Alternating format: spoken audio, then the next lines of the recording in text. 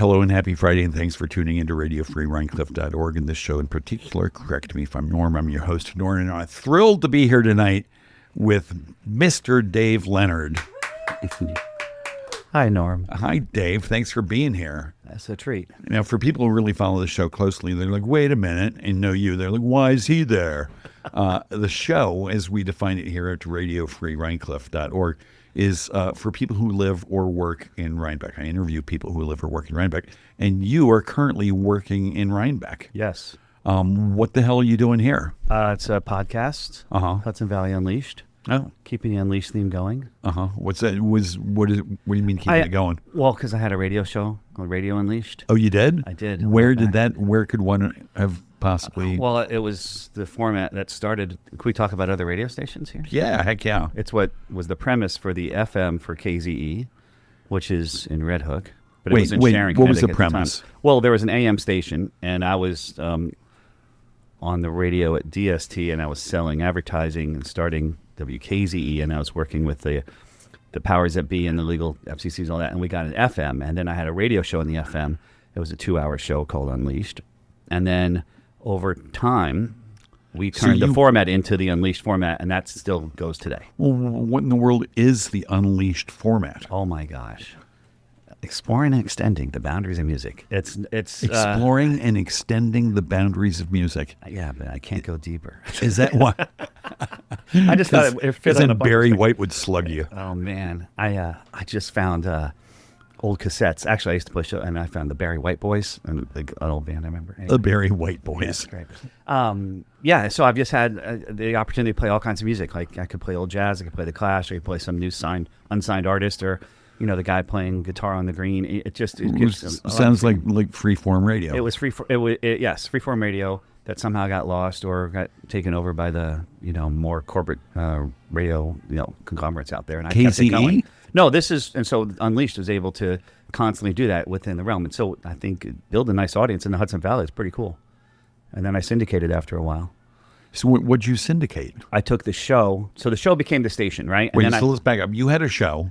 Yes. On KZE. Yes. Prior to that, it was on DST. I was living in Pine Plains. The idea of the show was Unleashed. Yes. Which is sort of this freeformish radio kind of thing. Thank you.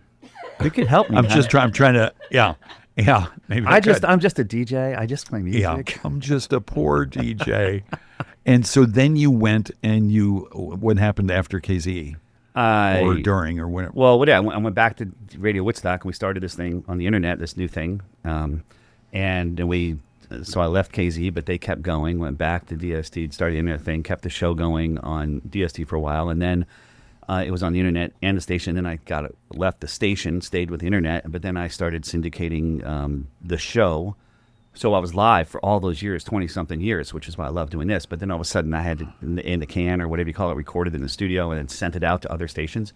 And it was still very cool, just a different dynamic. Like I like the live dynamic.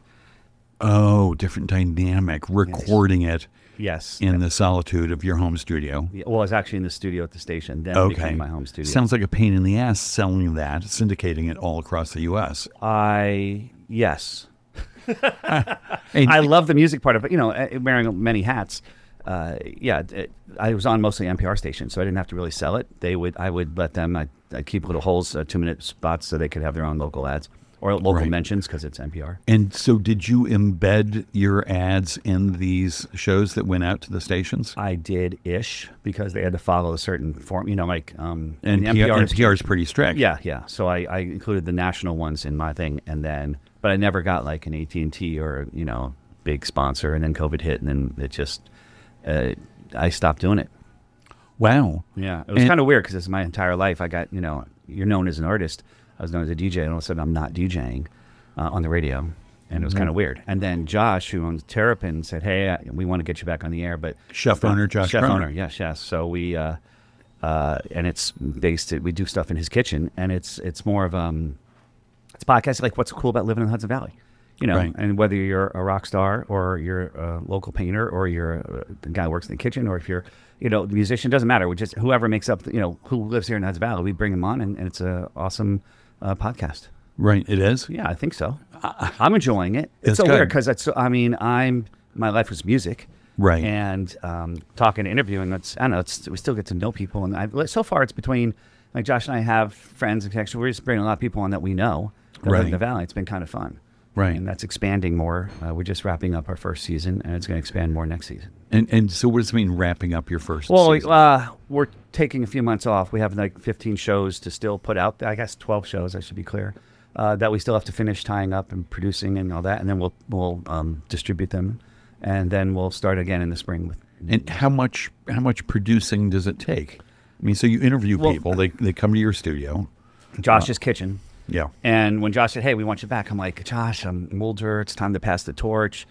But I'm getting off on it. I really love it. But I said, I can't go out and try to sell or do those other things. I'm like, no, you just hang out. We'll take care of the other stuff. So Jacob and Josh, we get the guests. We talk. We hang. Who's Jacob? Jacob Hutchings is our producer. Oh, nice. Number 2 producer in Hudson Valley. That's right. As I pointed out earlier. I'm like, No, we got he's the awesome. best. He's awesome. Yeah, producer wars, Yeah. Jen Hammoud. But Throwing them down. no, but we have guests. I mean, at the kitchen, and then afterwards they'll tidy it up or whatever. But I'm just in the it's live for me because we're just in the moment, rambling and rolling. And I can ramble, and I gotta at times it's like, hey, what goes on behind the scenes? Got to wrap it up or bring it to the next topic. Right. So do you miss putting music out in the world? Well, so I still have been DJing at gigs. Oh. So weddings, and I'm doing some parties. Oh, and some right. charity You do events. wedding DJs. I still do that, and it's a different vibe. I mean, I love, again, whether I'm playing Jump Around or whether I'm playing Beyond. It's like I get the chance to do that, but on air, I do miss it at times. I'm still my brain hears a song, or I get this email, or someone sees me in a grocery store. They still hand me, like here. Now it used to be CDs or cassettes. Now it's like, here's a link to my show, my song. But I still have categories where I throw segues in, I throw songs and all that stuff, but I haven't really sat down to do it. But yeah, I would love to do it. I think I want to take over like a radio station for 3 days, like FM. Remember that movie FM? Yeah, I want to do something like that and like raise a lot of money. Steely Dan. Yeah, right. No static at all. And just have like a few days where I have no boundaries and just can do anything for a few days. Well, so that's like 48 hours at a minimum. That sounds Yeah, like it's minimum, a definitely lot minimum. of airtime to fill. No, I got it. I got enough. Yeah, could you stay up 48 hours in a row? Not like in the old days I could.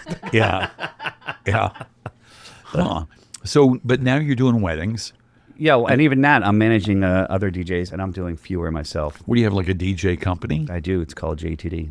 JTD. Which is named after Jeffrey the dog. And Jeffrey the dog was my dog when I lived in Pine Plains and was starting the radio. Actually, I did DST and then went back to KZ to help start KZE. But he would come to every gig on air. He'd be with me every night. And so we had Canine Corner, Bone of the Week. This is on the radio. And then Unleashed came out of that. And I kept the company name. So What kind of dog was Jeffrey? a yellow lab. Oh, sweet. Sweet. But now you're mostly doing weddings, and you're still out in the world, like finding new music to play, right? Oh yeah, constantly. People are still sending me stuff. I'm still, I would say not a lot, but yeah, I'm out there always with open ears, and yeah, I'm watching music, going to shows. People are still sending me things. I'm gonna put you on the spot. What are some of the new songs that you play at weddings? You just DJ'd a high-profile wedding at Mohawk. I did, but that was a lot more older stuff actually. Well, I had to start off anyway, old jazz standards and classic rock, and then we got into like The Cure, The Cult, Pet Shop Boys, a lot of cool LAR 80s type stuff actually. And I guess there it's interesting because on the air I would choose everything, and I knew there's people out there listening, but it was like my domain. At a gig, I'm like the vehicle, and I'm still discerning, and I'm the one making it, reading the room and all that. But it's like, there's a crowd right in front of me. So how do I make sure I can still be accessible to them, and still be unique and hold my standards and keep my artistic integrity, but still, it's a living, breathing moment there in those few hours. And the radio, it's a little different because it's like I can do whatever, bring them out, come back, all that. Right. But when you're DJing a party, you're seeing how the next song you chose is hitting with that crowd. Yes. And I'm like, do I keep going that way? Do I bring them out, come back? I mean, I remember, it's whatever. I'm not doing one this year, but I did New Year's Eve last year at Bearsville. And that was a lot of fun. And actually, sometimes it's fun when I have other DJs with me and like, okay, I'll do 3 songs, you do 3 songs, and we see where they go and how do you bring it back and where do you go. And so you got a crowd sweating and dancing on the floor. Yes. What are some of the absolute guaranteed go-to feel-good, dance more songs that you play? So guaranteed. It depends. What am I starting with? Like Family Affair by Mary J, or I Wish by Stevie Wonder, or I could do Calabria, or I could go. I mean, there's so many.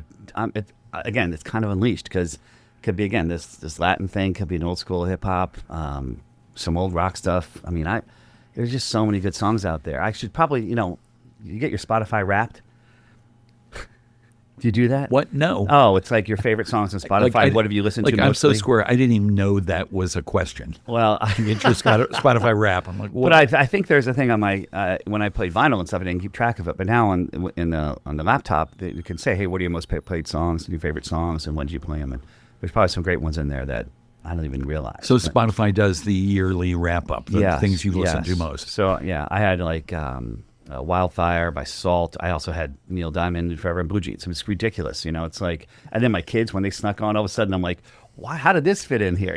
Yeah. But when I by Eminem, Lose Yourself, because I was training for the New York City Marathon, and I made this really cool list because I didn't know how the hell I'm going to survive 26 miles, and I listened to Eminem a lot.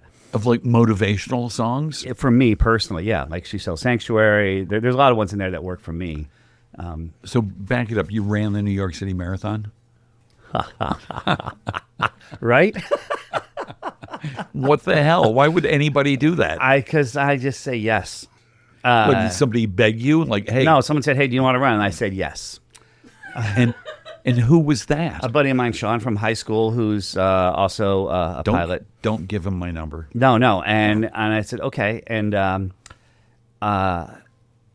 I know, and I thought I could just do it. And I hadn't really run much, and I was a little overweight, and I started training, and half-assed training at first, and then I kept going, and I took a break over the summer just for family kind of personal reasons, and I'm not sure I can do this, and I just kept going, and I ran. I live across the river, but I work over here, work over there, and I did the thing on the reservoir, so I ran from the very beginning to the very end of the reservoir and back, which was like 21.2 miles, and I was like, if I can do this, man, I can do it. Wow. So that built my confidence, and I actually did and I didn't even use so that's what's so weird. New York City, I had this love affair with New York City now after running the marathon. Everyone was so amazing. Brooklyn and the Upper East Side and the Bronx was a little difficult, and that's the first time I put in my headphones that I had and listened to Lose Yourself. Why? In what way was the Bronx difficult? It was after 19 miles, and I was kind of having a hard time, my body.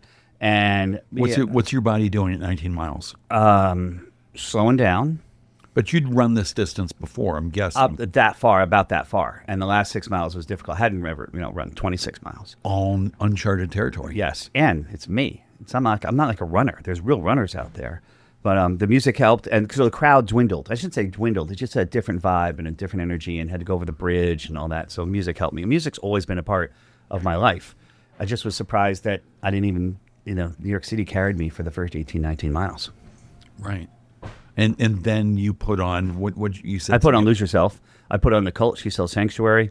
I put on for those about to rock, AC/DC, and I just kind of kept those few.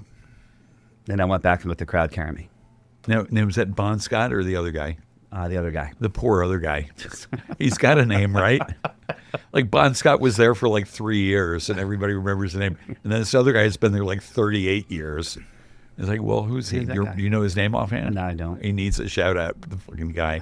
They're amazing. I found out years ago that lots of these heavy metal singers, they're not screaming their fucking lungs out. They're standing really close to the microphone and somebody's turning it way up. Wow. Yeah. Have you ever heard that? Only the ones that go to 11. Yeah. Yeah, exactly. I didn't know that. I look to you for a lot of not only inspiration, but poor guy. You said music's always been a big part of your life. Do you have young remembrances of particular songs or artists that just like blew your mind? My parents had divorced young, but I think it was like third grade. Dad had Bridge Over Troubled Water, and we played that in the kitchen. And Simon and Garfunkel. Yes, and that album, and that song to this day is like I would dance with my daughter at a wedding or something. But that was kind of the beginning of it all, and then it was like, how so? What was your experience as a kid hearing that song? Well, it just was a part of like family in the kitchen doing things, Right. And again, there's a time like, okay, I want to introduce my kids to music and all that, and then there's time when we rebel against our parents and our music, and that was an introductory part. And then I got into classic rock. Right. And then I found The Clash and LAR, and that really changed things. LAR? Yeah, down in Long Island. I grew up in Long Island. Oh, WLIR. Yeah, sorry, yes. I know there's W's in front of all these stations. I've just, Well, unless you're in LA. So, excuse me, I want to go back to the kitchen and listen to Simon and Garfunkel. Do you remember what you felt about that music at that time? Or, I mean, it sounds like what you're describing is just that was it's a nostalgic to warmth. it. Yeah, it was nostalgic, and it opened me up to having music around. Then I got turned on to PLJ, which was playing rock back in the day, and all the 70s songs, whatever, D.L. Sadak and everything else. But it just opened me up to having music around. And you said your parents split up when you were young. Yeah, 73. So right after Simon and Garfunkel, maybe they split right. up because one of them liked Garfunkel, the other liked Simon. And my dad moved to New York City. The only living boy in New York City. Do you City. prefer one or the other, Simon or Garfunkel? Well, I don't know. Art's voice, Simon's genius. Yeah. Art and he used to live around here. His brother lived around here. I knew that. I saw his brother a bunch in town. And I remember 15 years ago, over the course of 2 or 3 years, Art Garfunkel getting pulled over 3 or 4 times for smoking pot in his car. Yeah, exactly. I'm like, I got a newfound respect for Art after that. Yeah, what the heck? I guess, he's like, I'm in Woodstock, might as well. Yeah. What is he doing now? Any idea? I have no idea. And do you keep up on sort of music news and? I am not for so long, I was telling everyone where to go, what to do, who the new bands were. I was the go-to in a way. I mean, I did it at KZ, I did it at DST, I did it at shows and all that. I'm at a weird stage where I'm I'm DJing these weddings. I'm the age of parents of people getting married. Right. But I'm still really good. With radio, I feel like it's a time to pass the torch. There's so much new stuff coming. And for years, I had every single song. I was way ahead of the curve and all this. And all of a sudden now there's just new. I'm very open to it. I'm still, very open, but I'm just not on top of as much of it. Right. And so does that make it less fun to DJ a wedding? No, no, because I think I have a good ear, and again, reading the crowd, and it's just like, hey, you're in a kitchen, you have these ingredients, and you have all these other ingredients. It's like, okay, now I have more to work with. What am I going to do? And you might only touch a little of this and other stuff. But. And when you're DJing now, are you spinning actual discs, or do you have all of it on your computer? I have everything on I got a Mac, and I use Virtual DJ, and I have tons of stuff in my studio, and I have not as much on my laptops, but I kind of, I can add stuff in and sprinkle stuff in. But what happens if a laptop crashes in the middle of a gig? I got my backup laptop. Oh, you do? Yeah, and I got my third laptop, which I might use for ceremonies. Okay. But so that might have 30,000 songs. Backup and backup. Yes. And an external hard drive. Yes. And when about 30 of them. I love that. It's like a wall of speakers that Led Zeppelin or the Dead used to have, but you've got external hard drives, the whole big wall of external hard drives. So when you're playing a song at a gig and people are grooving, and you get a lightning bolt of inspiration for the next song, do you often how far in advance do you plan? Sometimes about 8 or 10 seconds before the song ends. Right. And I get bang that lightning bolt. I'm like, I gotta do this really quick. Or someone asks for a song. I'm like, that's perfect. You and I are on the same page. Or they ask for a song and it's already in the deck. That happens a lot. That's happened on the radio and at gigs. And I'm like, high fives galore because we're on the same page. You see in the deck, is there a cue? Do you set up a cue? I have a song set up and they're like, can you play this song? And I have them come around and look. And I'm like, look what I'm playing next. Right. And then other times I usually about a minute or two into it. Again, on the radio, I have so much stuff there, and I have some ideas. Maybe talking points that, president giving a speech has some talking points, and they can go off and extrapolate like crazy. I have some. I might bring in 8 or 10 CDs to a show, and then next thing you know, I have 2 hours of music. At a gig, I have some ideas, but you got about 2, 3, 4 minutes, unless you're really in the thick of it, and you are segueing and beat matching, get out of a song after half a minute or 2 minutes, but I don't know. I give myself, if I have to go to the bathroom, have a conversation, the rule is always have another song ready because I squirrel pretty easily. Squirrel. And love that. And I just don't want to get stuck saying, uh-oh, dead air, Does that happen often? It's happened to me in the past. So when you're working the computer at your DJ stand, Do you have songs lined up like 3, 4, 5 in a row? Usually one. Usually just And one. in my brain, I have some stuff maybe written down. Same thing. I might have 10 or 12 songs that these going at the end of the night. I could get when I did a party. Like I might have 12 songs I want to get to, and maybe I never get to them because the whole crowd's different. But the idea is I have a handful. And you say they're written down. I write them down. I'm still touchy feely. Right. So you get a pencil and piece of paper. Or Yes, I actually have a Sharpie or really whatever. nice pen, and I have a really crappy pen too. Depends what mood I'm in. Do you only use the nice pen on special occasions? Yes, for writing certain checks or Certain checks. certain weddings. I love that. Yeah, I have nice pens. I never use them. I'm, like, I'm "Oh, that's starting too to nice." I have all this stuff, and I'm like, as I'm passing the torch, or I'm like, you know what? If I don't wear this, I'm never wearing it. If I don't use this, I'm never using it. So I'm like, I'm going to use the good stuff. Yeah. Well, And you're- that's true from food, drink, pens, clothes, whatever it is. I'm like, Pez? screw it. Pez. No. Did you just say pens? Pens. Oh, pens. I have a cool Darth Vader Pez thing up on my shelf, though. That's probably worth a few bucks. Right? I've lost. You should come over and help me. Yeah. Get rid of no, stuff. No. I've got so much stuff. But to my delight, my kids, every time they come over, they're like, "What's that? Can I have that?" I'm like, yep. Great. Anyone comes to my house, like, what do you want for Christmas? I'm like, Yeah. you have to take something with you if you're going to come over. I've always wanted to have a birthday party for my birthday where I gave gifts to everybody. Will you do that It's for like, me don't- for don't my give- birthday? Don't give me anything, but take this away. I'm there with you. We should do that together. Yeah. Let's go. When's your birthday? March 5th. Oh, no way. Oh, You're a Pisces. Yes. I joke because I think every freaking year for the last, what are you, We did 112? 30 years. 30 years of Pisces parties. Yes.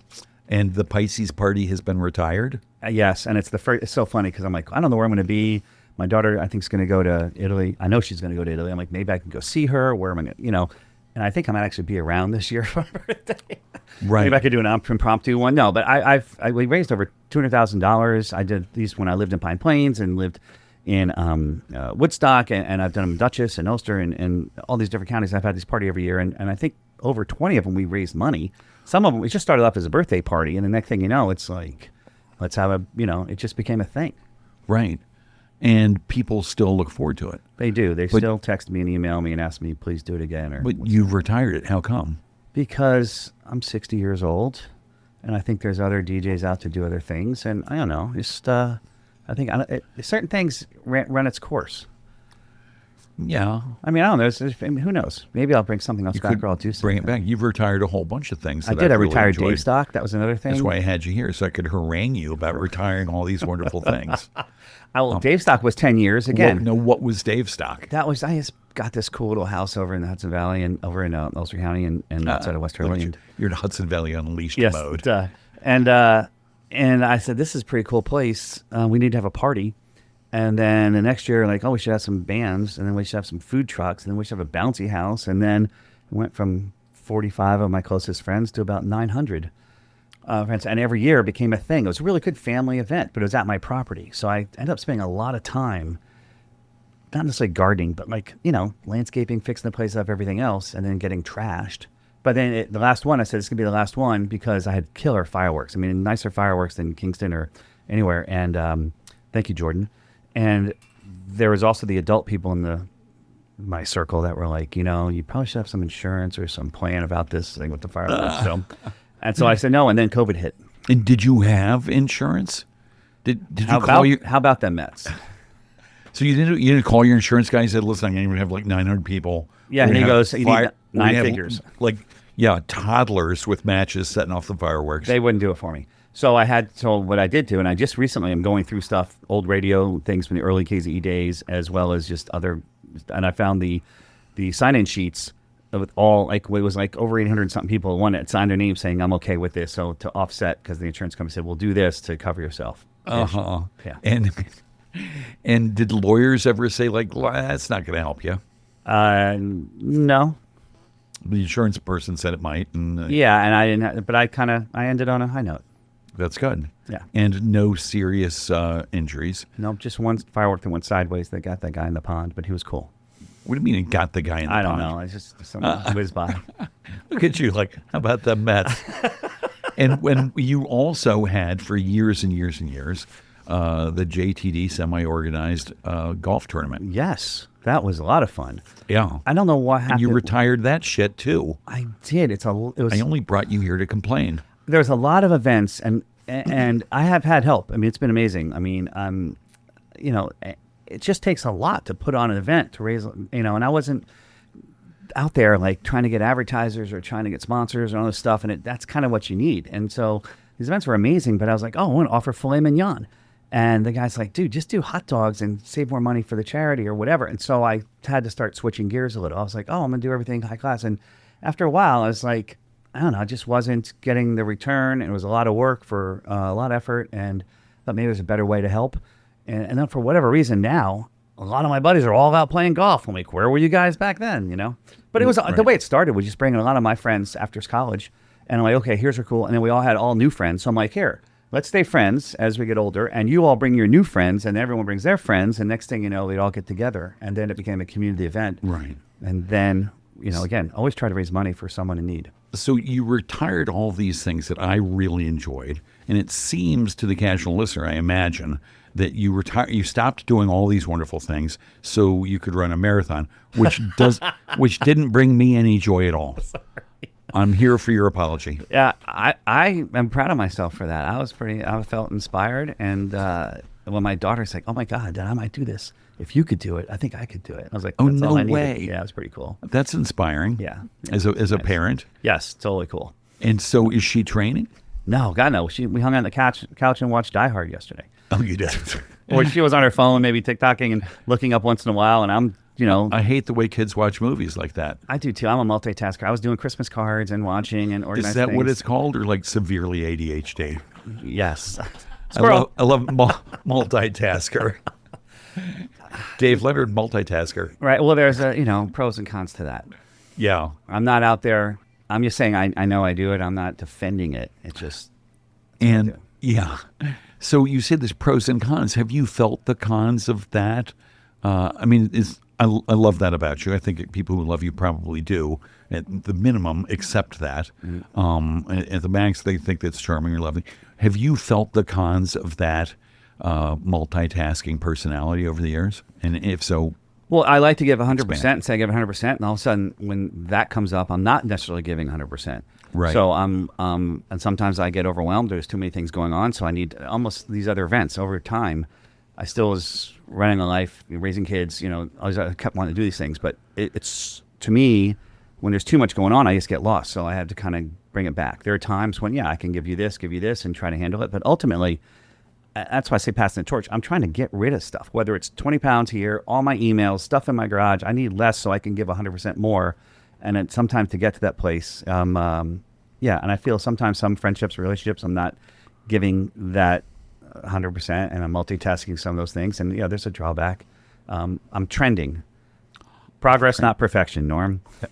Progress, not what? Perfection. I see. That's a nice motto. And so what things are on the horizon that you think I really want to be able to give 100% to that? A new golf tournament, a new Dave stock. No. Look at you. You tease. I could do a Dave stock, or I don't need to name it after me anymore. I could do it, but do it somewhere else. Doesn't have to be my property. Maybe get back and produce an event. I mean, it was basically a music festival. Yeah, we ended up having 5-6 bands, and it was a huge music festival with fireworks and swimming and food. It was awesome. But it was for families. It wasn't better than Bonnaroo or Gov Ball or any families. Of that crap. Yes. So who knows down the road? The idea is I think anytime we thin out, whether it's stuff in our heads or physical stuff in our closets or our rooms, it allows something, whether it's love or another job or something else to come in, right? Not that I'm definitely guilty of filling a lot of space. Like I wish I could be that guy in the New York Times front page, page 3 article where it's just a little this and a lot of white space. What? I fill my stuff in. Anyway, I didn't follow that. I was just always told when I was selling ads for the Hudson Valley Times years ago, and I was helping to create ads. I was like, we can do this and this. Like, no, the New York Times has in the ads. It's just look at these ads. There's just a lot of white space and just this small little amount of stuff to have the message. I figured you kind of own this, right? Like less is more. It can be. For me, more was more. I think sometimes more is more. Yeah. Wow, it came out of your mouth. That's good.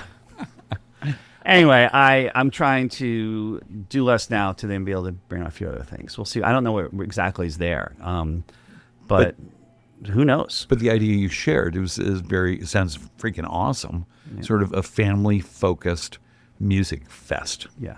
And I raised my girls. They're older. I mean, we're always parents, but I'm not in that parenting. The parenting is switching now that they're in school and beyond school. How old are they? Lucy's going to be 21, and she's going to turn 21 in Europe, and Eva's 23. Wow. Yeah. So we're always still parents, but just a different world. And same thing, running the radio station and wearing, being a sales manager and a program director and a marketing guy and doing a tech. And, when you drop some of those things out, there's potentially more time. Or maybe there's not the same amount of time. I can just be more focused and be less multitasking. Squirrel. How's that going for you? And do you find that you're succeeding on that? I'm trending. I know my weaknesses, I'll put it that way.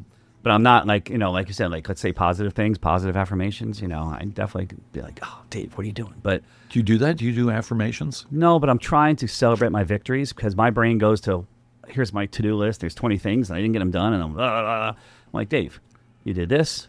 You did this. Whatever. Let's celebrate the 2 or 3 things that were a win and try not to let other stuff get, there'll be tomorrow and work on that. That's something I've been working towards. You finish a lot of stuff, though. I do. Oh, my God. Guys would send me, here's our band, play it, and this is what, KZE back in like 94 and 1999, I call them back and they're like, dude, we broke up. I'm like, well, I'm finally playing your, I get to things, just not on everyone's timeline. And were you the first person you know of to break some acts that later on went on to a lot of fame?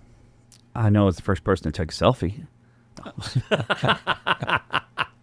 I mean, some of the bands, no, my role, it was our role at the radio station with our teams where, Fiona Apple, hey, Dave, come check her out. And we're thinking about signing her. And okay, it takes off. There's definitely some bands out there. I'm guessing like Counting Crows, come check them out. In a way, back in the day, this is not like the payola days. This is sort of post like we're doing trying to create album alternative radio. We didn't have a name for it. It was kind of the redheaded stepchild. And here are these bands that don't fit into, they didn't even have Americana back then, don't fit in the rock, they're not alternative, they're kind of unique. And so I would basically champion them and definitely help. Basically my role, I think, in starting KZE and even in DST, the early days, was to help create a story for these cool bands that were either newly signed, not signed yet, and then if we could build a story, then people in New York and LA and other markets would then help them in their career. So my role is more of a, just help give these great music, let's give them some exposure. Right. But you must have had bands over the years who wrote you letters of appreciation. Like, yes. Thanks for playing this when nobody else would. Yes. Kevin Bacon, Bacon Brothers. Oh, yeah. I'm not sure I ever heard that. No, they play. No, yeah. And there's actually that's some of this nostalgic stuff I'm going through that have been like, hey, thanks, man, for being there and getting us started. And I can't come up with the whole list of them right now, but I'll text you throughout the course of next week so I come across these ones. Yeah, we'll mention them on the next live show. And if you go across the DST studios, you can see them all on the walls there when they came in. And Oh yeah, I'll bet. I think. And are you there at the DST studios often? I am not there at all, hardly at all. Right.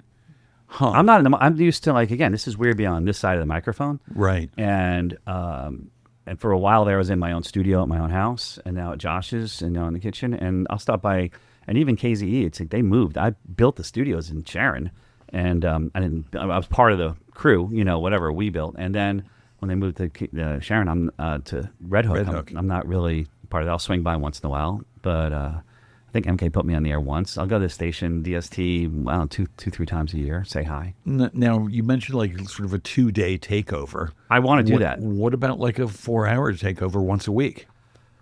I just don't. A squirrel. I don't know if I could be around every week. That seems leashed. I want to be unleashed. Right. But I don't know. Who knows what's going to happen? And yet, your nationally syndicated radio program, named Unleashed, yes. Came out once a week. Yes, you were leashed into doing that. Yeah, I'm surprisingly, to be unleashed, it takes a lot of responsibility, time, organization, money. It's a lot of that. Right. But again, at 60, there's this new, I don't know what the calling is, and maybe it's that. I just want to get some stuff off my plate and open things up to potentially something like that. Right. Well, I love that. If anybody can do it, it's you. Yeah. But it always can help. The whole beauty is, is doing it with other people too, and someone who shares your vision and everything else. So, right. And you've always had people working with you. Oh my God. Or for you. Both, but mostly with. I mean, that was one of the problems. Like, I have a hard time, I think, working for someone, but I love working with people. I mean, that's why I ended up even running the radio station. I had to deal with other folks. It's like, okay, I want to work with people. But as long as I've known you, you've been the boss of JTD Productions or Radio Unleashed. Yeah. Or I mean, yeah, Unleashed, it's radio, both stations. I was program director, I had other folks. Starting the station, I still had owners and others. But on my show, I've always been able to do my own thing. Always. Right. Which is kind of cool. So it's kind of weird to think that I couldn't do that. But, and I feel like I've made good decisions and being able to make a living doing that too. It's just kind of cool. Right. And now you make a living mostly through the DJ company. The DJ business, yes. Some real estate, and I don't know. I'm just trying to. Oh, right. You've got an Airbnb place. Well, it's a house, which I might. Yeah, anyone wants to rent long term, let me know. I might switch gears. But yeah, between JTD and even that's opening up. But yeah, the idea is like, ultimately, if I can make a living, keep my integrity. I have a staff and they can make a living, and then ultimately everyone who listens, whether it's on the radio or at gigs or whatever, they're all really happy.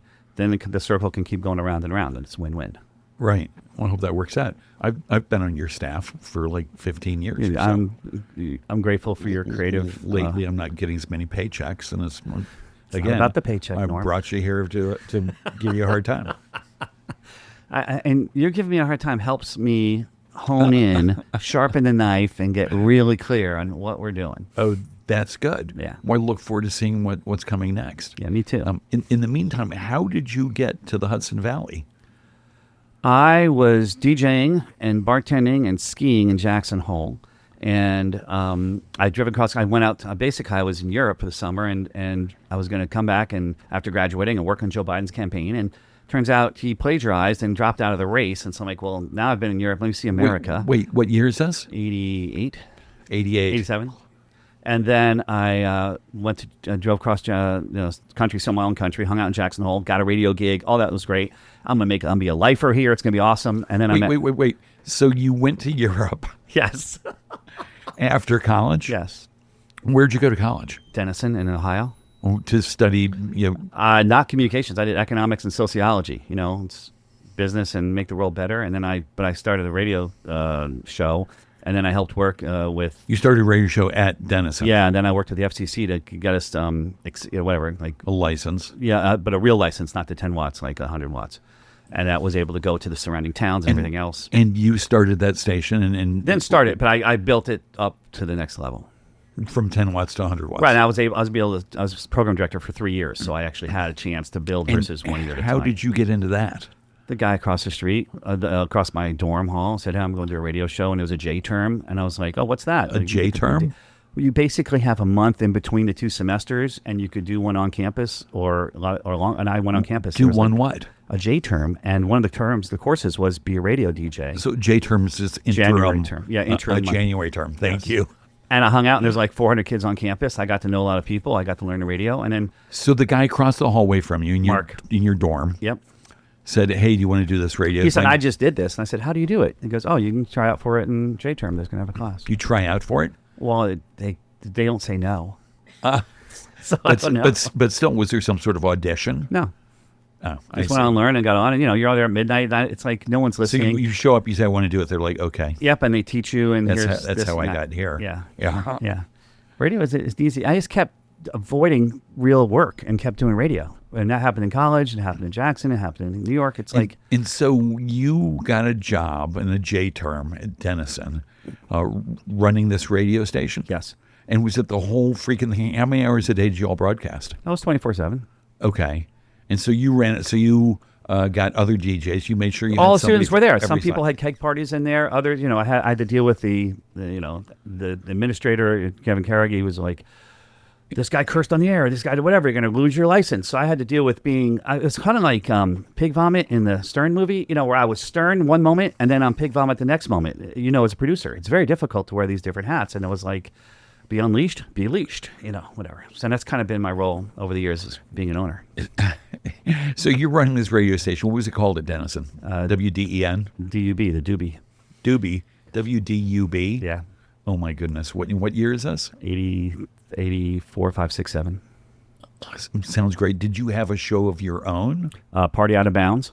Party Out of Bounds, which is like Unleashed. Yeah, which is like Unleashed. So this has always been your thing. Always been a little Unleashed, yes. And then Out of Bounds. Dancing Dave. Off the there's all charts. kinds of fun stuff. Dancing Dave. And it's so weird because the DJing for the weddings was totally different than what was on air, because on air was just breaking all this new music, and weddings was just like dancing and parties and stuff. But somehow they seem to overlap. And did you do your first weddings at Denison? No, Pine Plains was the first place I Pine Plains. started All right, DJing. we're getting ahead of ourselves here. That's how I came back. I went to Jackson Hole, DJ, started the DJ business I'm still there. at Denison. Oh, okay. Yeah, Ohio is awesome. Yeah. I need a bigger collar on this Unleashed guy. So you're at Denison. You have a show of your own, Yes. and that show was it called Out of Bounds? Party Out of Bounds. Party Out of Bounds. Was that a B-52 song? Yes. Okay. But it was also something Can you hum a few bars? No, I was like, That's no, Rock it's not- Lobster. No, thank you. Yeah. No, and I have, no. Squirrel. And so did you love doing that? Did you love spinning discs? Loved it. 'Cause again, I procrastinated. And I grew up in Long Island. And again, I had the classic rock and I had all the alternative stuff from LAR. I brought it there. And all of a sudden, there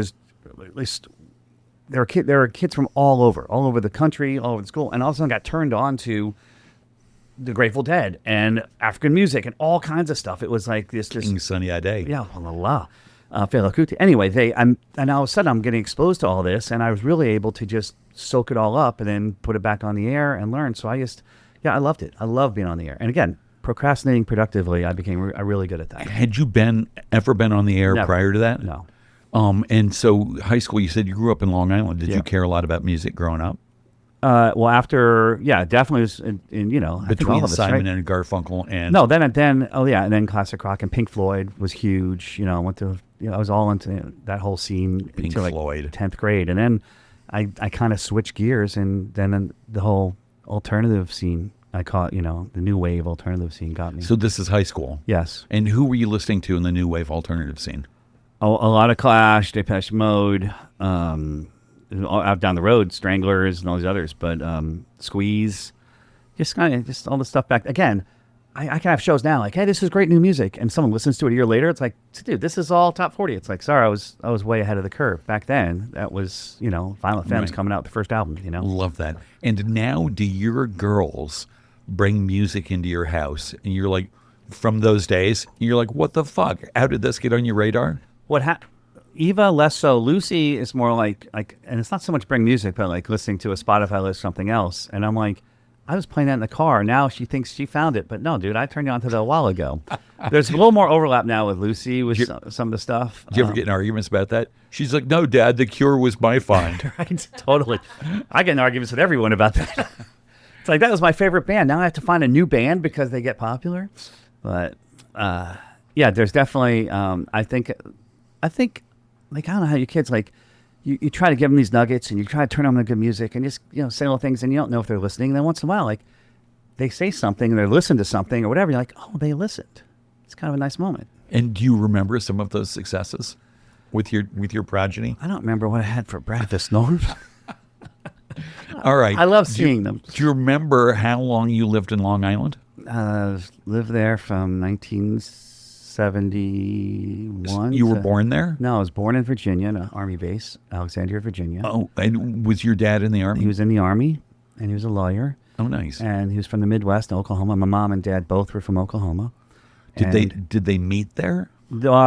Yes, my mom's father was a professor, the dean of OU, of Arts and Sciences, OU. And my dad had him as a professor, and he brought him over to dinner. And then my mom was leaving. She went to Yale and Bryn Mawr, so she was like East Coast, whatever. But Dad stayed friends with them. And then Mom and Dad had a courtship or whatever. And so then all I know is that they both wanted to leave Oklahoma. Right. They were united by their desire to get the hell out of Dodge. Yes. And they got out of Dodge and went to Virginia? Yeah, we went to Woodward. That's where they went to Virginia. And then I think he went back to have a work in law practice and all that. So they were in Oklahoma for a while. Where in Oklahoma? Woodward And then my sister was born in Oklahoma City, and then he went to St. Louis, and then I'm learning because I'm spending a lot more time with my pop lately. We're road tripping and hanging out some, and he's just, I love this. I'm soaking it up. Again, I want to almost have a microphone and record all this, but I'm getting... Why do you not? I don't know. Seriously. Like, excise the squirrels, record your dad.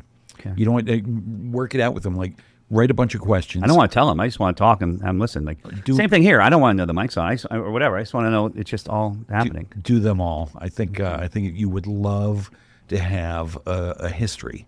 You know, hours of you just chatting with your pop, asking him a million questions, watching the squirrels together. Right. Me just listening. Yeah. So they ended up moving to Long Island because he got a great gig with the phone company at AT&T. He always did. Wait, he did? Yeah. So this is cool thing about my pop. Go on.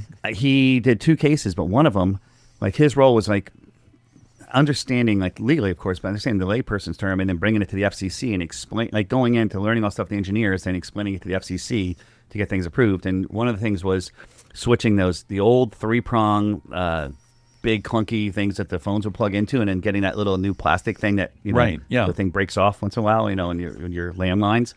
And the second thing he worked with was getting cellular approved so that we could start wireless. So he was like, doing that stuff back in the 70s. I mean, so he had been a lawyer with the Army. Yes. And then he left to be a lawyer with phone company, CMP and Bell, Southwestern Bell, and then AT&T. So, and you described this case with the FCC, sort of jumping through these regulatory hurdles and shit. And I wonder, when you lobbied successfully to get the Denison radio station upgraded, was he just like as proud as could be?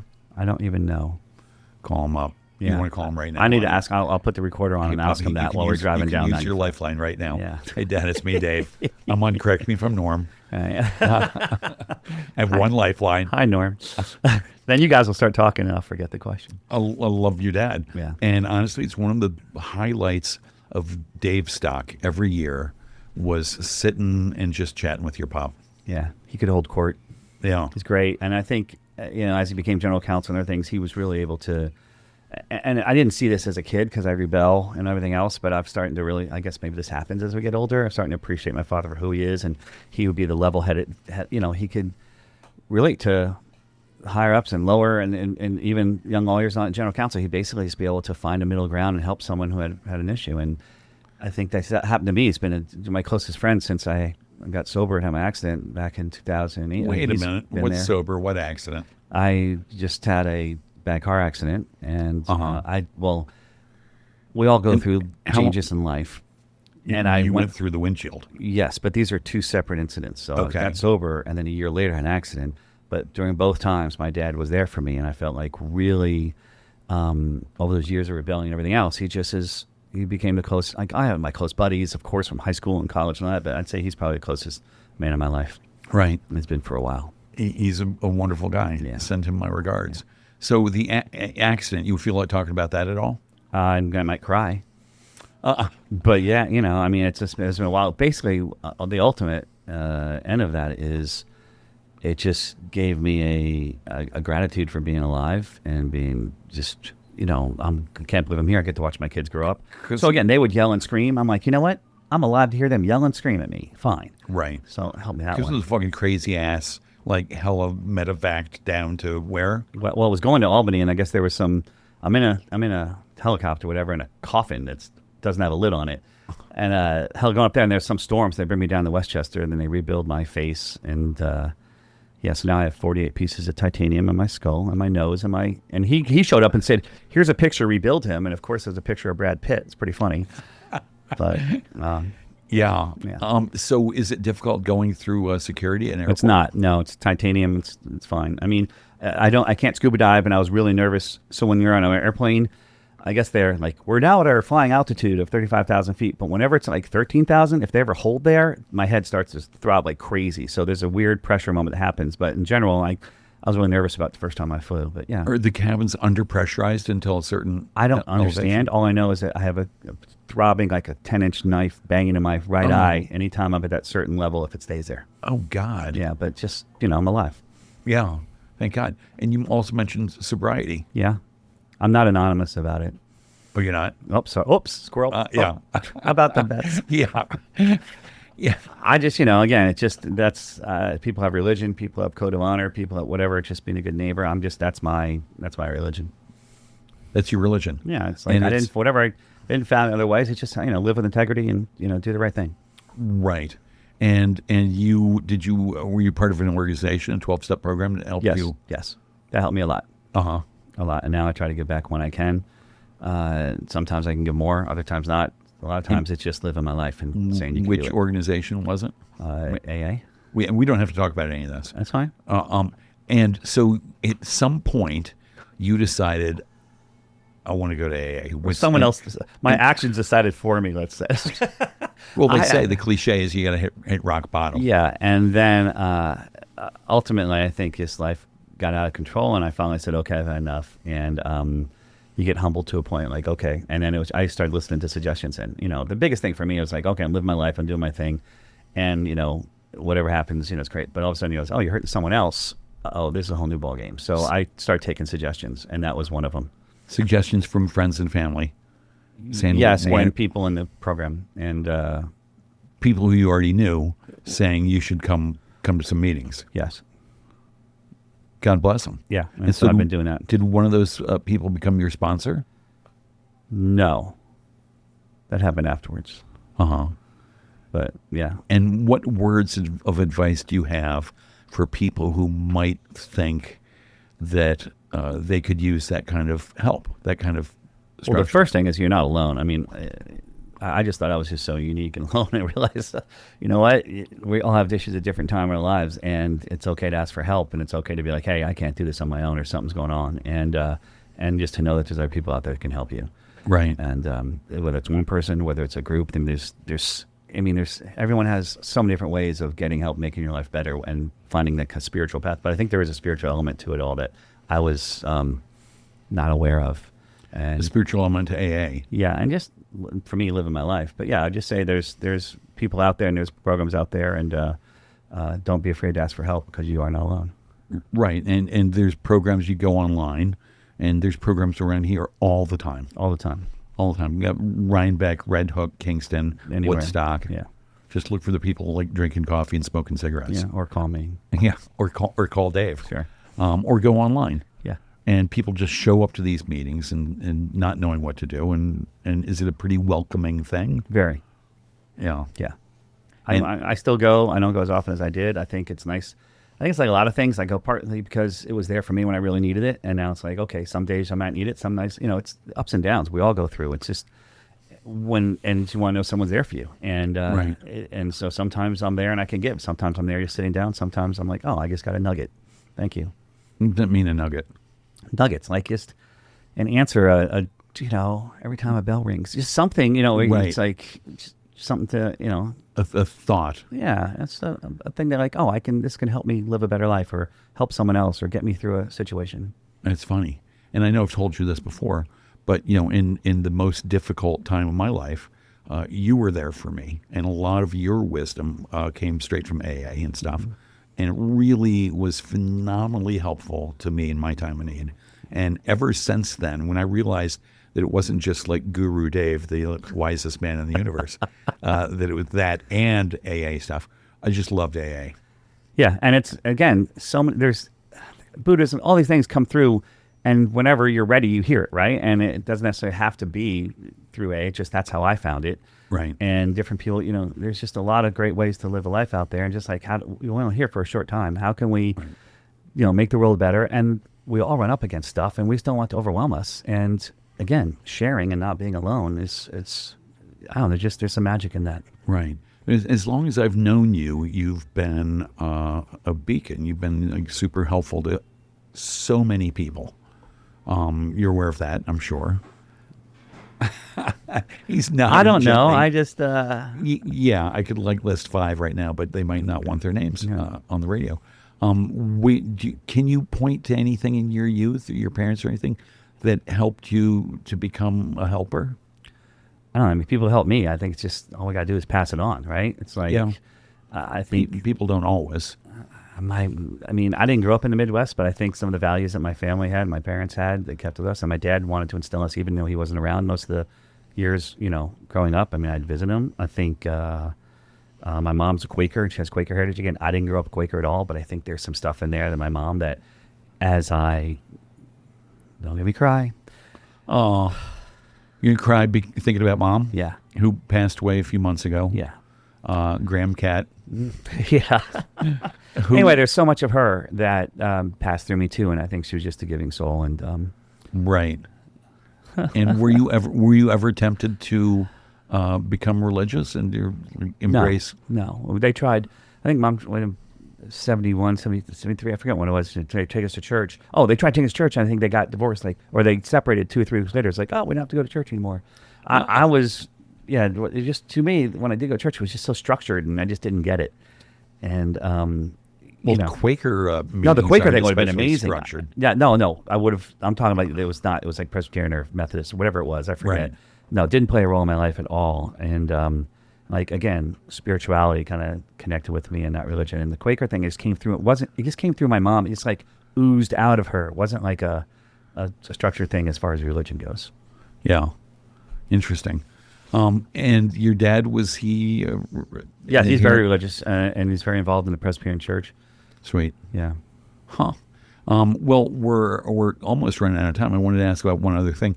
There's something going on tomorrow with you and your Grumpus friends for Sinterklaas. Oh, I love being a Grumpus at Sinterklaas. Yeah, well, Sinterklaas, again, yes, we're going to have a big gathering in Rhinebeck tomorrow. Is it 2 o'clock?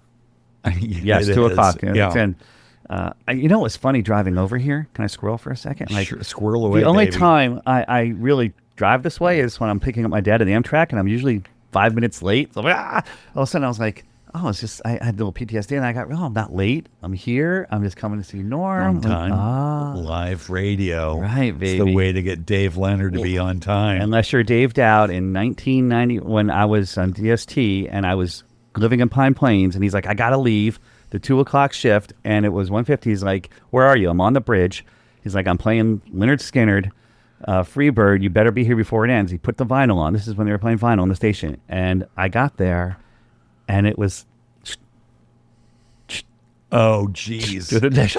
Saturday afternoon. So anyway, yeah, I'm. You'd think live radio would get me to be on time anyway.